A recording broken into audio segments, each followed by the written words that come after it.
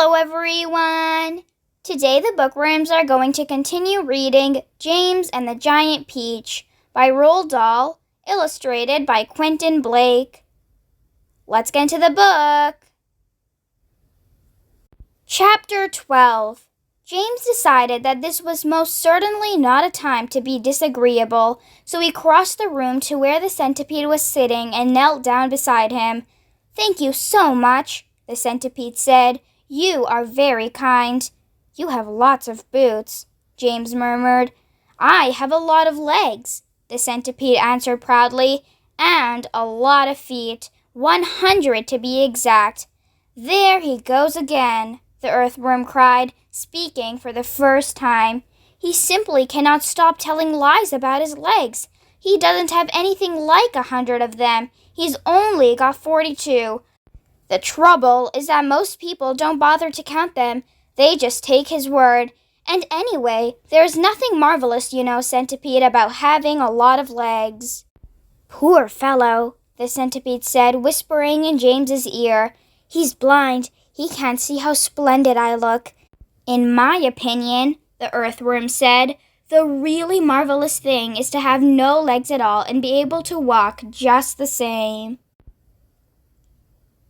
"You call that walking?" cried the centipede. "You're a slitherer. That's all you are. You just slither along." "I glide," said the earthworm primly. "You are a slimy beast," answered the centipede. "I am not a slimy beast," the earthworm said. "I am a useful and much-loved creature. Ask any gardener you like. And as for you, I am a pest," the centipede announced, grinning broadly and looking round the room for approval. "He is so proud of that," the ladybird said, smiling at James, "though for the life of me I cannot understand why." "I am the only pest in this room," cried the centipede, still grinning away, "unless you count old green grasshopper over there, but he is long past it now. He is too old to be a pest anymore." The old green grasshopper turned his huge black eyes upon the centipede and gave him a withering look. "Young fellow," he said, speaking in a deep, slow, scornful voice, "I have never been a pest in my life. I am a musician." "Hear, hear," said the ladybird. "James," the centipede said, "your name is James, isn't it?" "Yes." "Well, James, have you ever in your life seen such a marvelous, colossal centipede as me?" "I certainly haven't," James answered. "How on earth did you get to be like that?" "Very peculiar," the centipede said. "Very, very peculiar indeed. Let me tell you what happened. I was messing about in the garden under the old peach tree, and suddenly a funny little green thing came wriggling past my nose. Bright green it was, and extraordinarily beautiful, and it looked like some kind of a tiny stone or crystal." "Oh, but I know what that was," cried James. "It happened to me too," said the ladybird. "And me," Miss Spider said. "Suddenly there were little green things everywhere. The soil was full of them." "I actually swallowed one," the earthworm declared proudly. "So did I," the ladybird said. "I swallowed 3, the centipede cried. "But who's telling the story anyway? Don't interrupt." "It's too late to tell stories now," the old green grasshopper announced. "It's time to go to sleep." "I refuse to sleep in my boots," the centipede cried.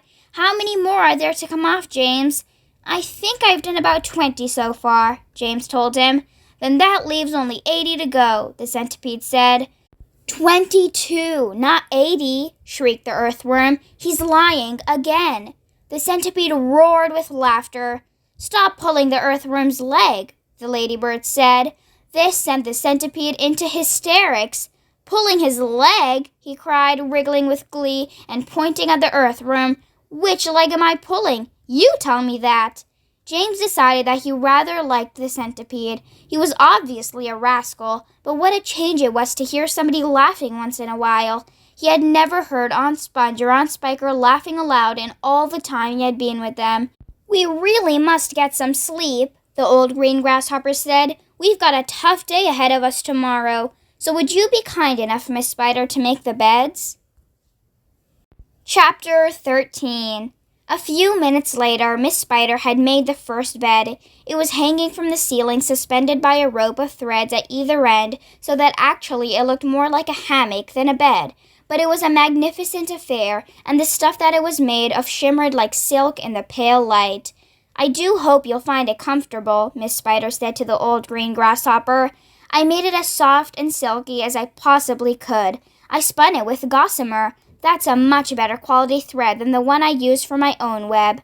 "Thank you so much, my dear lady," the old green grasshopper said, climbing into the hammock. "Ah, this is just what I needed. Good night, everybody. Good night."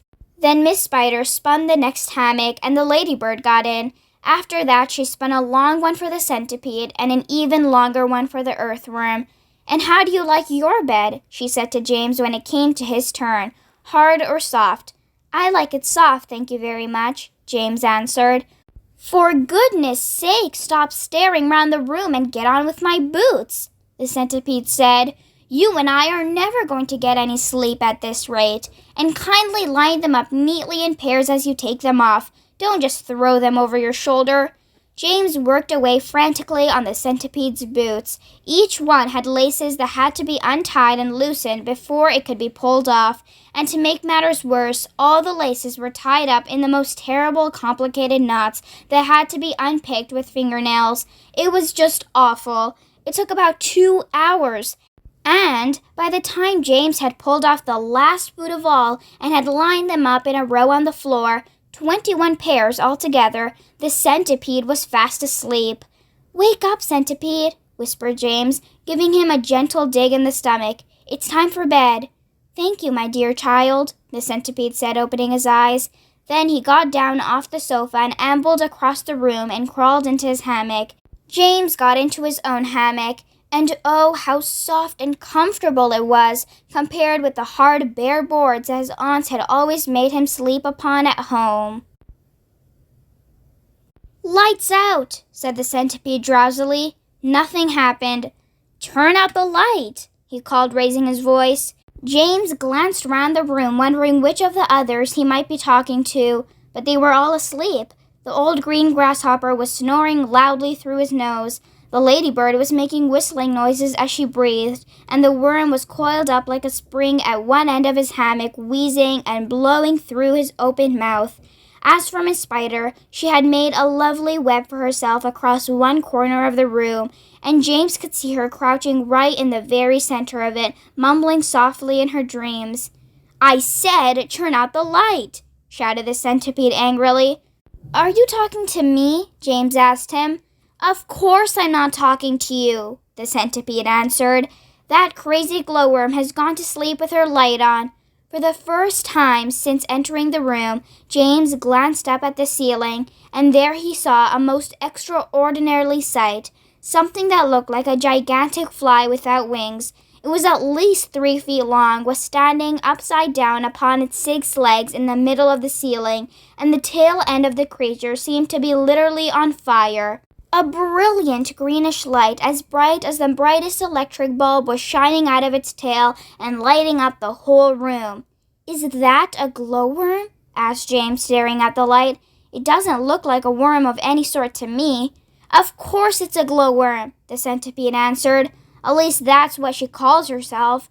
Although actually you are quite right. She isn't really a worm at all. Glowworms are never worms. They are simply lady fireflies without wings. Wake up, you lazy beast!" But the glowworm didn't stir, so the centipede reached out of his hammock and picked up one of his boots from the floor. "Put out that wretched light!" he shouted, hurling the boot up at the ceiling. The glowworm slowly opened one eye and stared at the centipede. "There's no need to be rude," she said coldly, "all in good time." "Come on, come on, come on!" shouted the centipede, "or I'll put it out for you." "Oh, hello, James," the glowworm said, looking down and giving the James a little wave and a smile. "I didn't see you come in. Welcome, my dear boy, welcome, and good night." Then click, and out went the light. James Henry Trotter lay there in the darkness with his eyes wide open, listening to the strange sleeping noises that the creatures were making all around him, and wondering what on earth was going to happen to him in the morning. Already he was beginning to like his new friends very much. They were not nearly as terrible as they looked. In fact, they weren't really terrible at all. They seemed extremely kind and helpful in spite of all the shouting and arguing that went on between them. "Good night, old green grasshopper," he whispered. "Good night, ladybird. Good night, Miss Spider." But before he could go through them all, he had fallen fast asleep. Chapter 14. "We're off!" someone was shouting. "We are off at last!" James woke up with a jump and looked about him. The creatures were all out of their hammocks and moving excitedly around the room. Suddenly, the floor gave a great heave, as though an earthquake were taking place. "Here we go!" shouted the old green grasshopper, hopping up and down with excitement. "Hold on tight." "What's happening?" cried James, leaping out of his hammock. "What's going on?" The ladybird, who was obviously a kind and gentle creature, came over and stood beside him. "In case you don't know it," she said, "we are about to depart forever from the top of this ghastly hill that we've all been living on for so long. We are about to roll away inside this great big, beautiful peach to a land of what?" asked James. "Never you mind," said the ladybird, "but nothing could be worse than this desolate hilltop and those two repulsive aunts of yours." "Hear, hear," they all shouted. "Hear, hear." "You may have noticed it," the ladybird went on, "but the whole garden, even before it reaches the steep edge of the hill, happens to be on a steep slope, and therefore the only thing that has been stopping this peach from rolling away right from the beginning is the thick stem attaching it to the tree. Break the stem and off we go." "Watch it!" cried Miss Spider, as the room gave another violent lurch. "Here we go!" "Not quite, not quite." "At this moment," continued the ladybird, "our centipede, who has a pair of jaws as sharp as razors, is up there on top of the peach, nibbling away at the stem. In fact, he must nearly be through it, as you can tell from the way we're lurching about it. Would you like me to take you under my wings so that you won't fall over when we start rolling?" "That's very kind of you," said James, "but I think I'll be all right." Just then, the centipede stuck his grinning face through a hole in the ceiling and shouted, "I've done it! We're off!" "We're off!" the others cried. "We're off!" "The journey begins," shouted the centipede, "and who knows where it will end," muttered the earthworm. "If you have anything to do with it, it can only mean trouble." "Nonsense," said the ladybird. "We are now about to visit the most marvelous places and see the most wonderful things. Isn't that so, centipede?" "There is no knowing what we shall see," cried the centipede. "We may see a creature with 49 heads who lives in the desolate snow, and whenever he catches a cold, which he dreads, he has 49 noses to blow. We may see the venomous pink-spotted scrunch who can chew up a man with one bite. It likes to eat 5 of them roasted for lunch and 18 for its supper at night. We may see a dragon, and nobody knows that we won't see a unicorn there. We may see a terrible monster with toes growing out of the tufts of his hair. We may see the sweet little bitty bright hen, so playful, so kind, and well-bred, and such beautiful eggs you just boil them and then they explode and they blow off your head. A gnu and a rhinoceros surely you'll see, and that enormous and horrible gnat, whose sting when it stings you go in at the knee and comes out through the top of your hat. We may even get lost and be frozen by frost. We may die in an earthquake or tremor, or nastier still, we may even be tossed on the horns of a furious dilemma. But who cares? Let us go from this horrible hill. Let us roll, let us bowl, let us plunge. Let's go rolling and bowling and spinning until we are away from old Spiker and Sponge.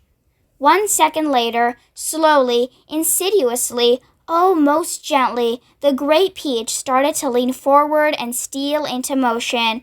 The whole room began to tilt over, and all the furniture went sliding across the floor and crashed against the far wall. So did James and the ladybird and the old green grasshopper and Miss Spider and the earthworm and also the centipede, who had just come slithering quickly down the wall. Chapter 15. Outside in the garden at that very moment, Aunt Sponge and Aunt Spiker had just taken their places at the front gate, each with a bunch of tickets in her hand, and the first team of early morning sightseers was visible in the distance, climbing up the hill to view the peach. "We shall make a fortune today," Aunt Spiker was saying. "Just look at all those people." "I wonder what became of that horrid little boy of ours last night," Aunt Sponge said. "He never did come back in, did he?" "He probably fell down in the dark and broke his leg," Aunt Spiker said. "Or his neck, maybe," Aunt Sponge said hopefully. "Just wait till I get my hands on him," Aunt Spiker said, waving her cane. "He'll never want to stay out all night again by the time I've finished with him. Good gracious me, what's that awful noise?" Both women swung round to look. The noise, of course, had been caused by the giant peach crashing through the fence that surrounded it, and now, gathered speed every second, it came rolling across the garden towards the place where Aunt Sponge and Aunt Spiker were standing. They gaped. They screamed. They started to run. They panicked. They both got in each other's way. They began pushing and jostling, and each one of them was thinking only about saving herself. Aunt Sponge, the fat one, tripped over a box that she'd brought along to keep the money in and fell flat on her face. Aunt Spiker immediately tripped over Aunt Sponge and came down on top of her. They both lay on the ground, fighting and clawing and yelling and struggling frantically to get up again. But before they could do this, the mighty peach was upon them. There was a crunch, and then there was silence. The peach rolled on, and behind it, Aunt Sponge and Aunt Spiker lay ironed out upon the grass as flat and thin and lifeless as a couple of paper dolls cut out of a picture book. Chapter 16. And now the peach had broken out of the garden and was over the edge of the hill, rolling and bouncing down the steep slope at a terrific pace. Faster and faster and faster it went, and the crowds of people who were climbing up the hill suddenly caught sight of this terrible monster plunging down upon them, and they screamed and scattered to right and left as it went hurtling by.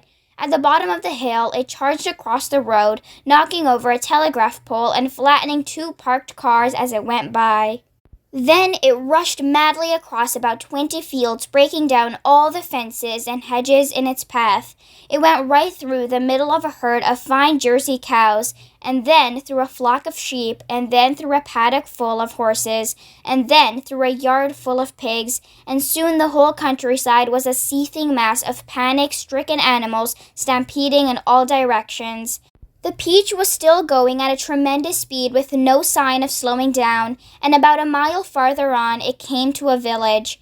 Down the main street of the village it rolled, with people leaping frantically out of its path right and left, and at the end of the street it went crashing right through the wall of an enormous building and out the other side, leaving 2 gaping round holes in the brickwork. This building happened to be a famous factory where they made chocolate, and almost at once a great river of warm melted chocolate came pouring out of the holes in the factory wall. A minute later, this brown sticky mass was flowing through every street in the village, oozing under the doors of houses and into people's shops and gardens.